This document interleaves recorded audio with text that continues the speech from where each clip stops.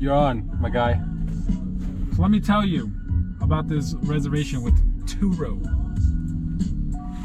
I wake up at 6 a.m. this morning, and this guy I wake up to a fucking message that says, I need your drive. I need a picture of your drive and a picture of you and your drive.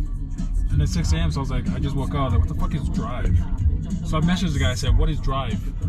I know he meant driver's license, but I was like, you gotta double check sometimes, you know what I'm saying? Yeah. So I said, what is drive? And then like a couple minutes later, he messages me back and says, I can't rent you the car. What? Facts. No fucking way. He says, I can't rent you the car. He said, last rental person broke passenger window. And I said, what?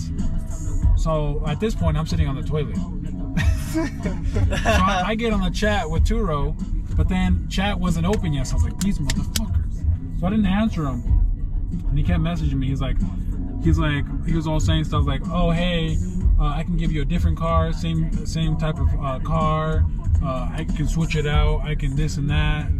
And then when he said he can switch it out for a different type of car, I'm thinking, well, we already paid for insurance. How is that going to work? If you already paid for insurance for the rental, you can't just switch out the car because that other car he gives us is not going to be insured. It's not going to insured. Yeah, what the hell? Pay for that too. That don't make sense. So I work like around 10 a.m.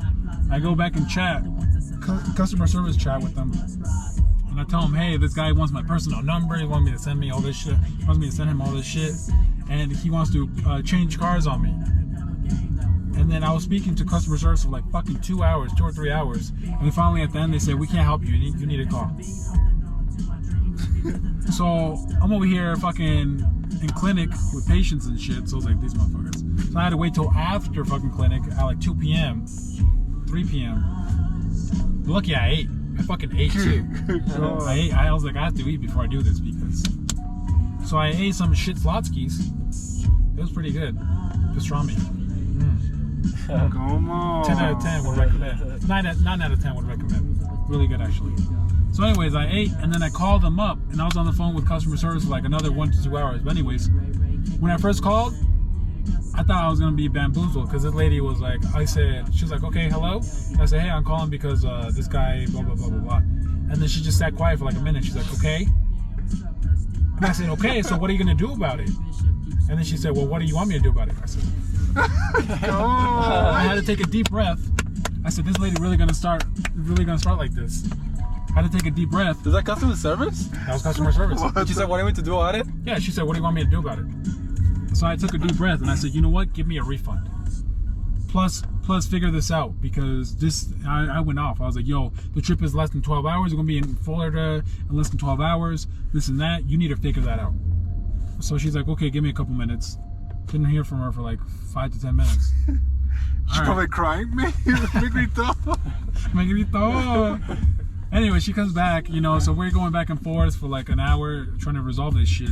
Finally, she's able to refund me. She helps me find another car, and she gives me like 500 plus credit for this new car, so she covers the difference. So this new car costs a lot more than the fucking previous car. So we got a better car. So we got a better car, and she covered the fucking difference of 500 or something. Dang. So we got a better car and all the same price. How much was the car? What is it? I forgot. Just a 2018 something. And then the guy already messaged me and he said the car will be there at 5 a.m. ready for pickup. Same dude? No, different guy. Oh, different guy. No, she canceled. She canceled with the other guy. You gave him the refund and extra She even told me. She said he shouldn't be able to do that. It needs to be the car that he's trying to change is not registered with us. He can't do that. Blah blah blah. I'm gonna cancel it for you. Done. And then she's like, and then we're literally 30 minutes of the conversation was literally she'd recommend a car. It's like, hey, I found this because I told her what I wanted. I said it needs to be 4+ seats, probably a minivan or a van, very spacious. And then I forgot what else. And then she's like, okay, I'll look. So we're on the phone for like 30 minutes, and she kept finding stuff, and she favored it, and I go check it out, and I'd be like, no, I don't like this, or I'd be like, no, I don't like the leather seats. Find something else. Shut the fuck up. Yeah, she's like, okay. And then finally we agreed on something.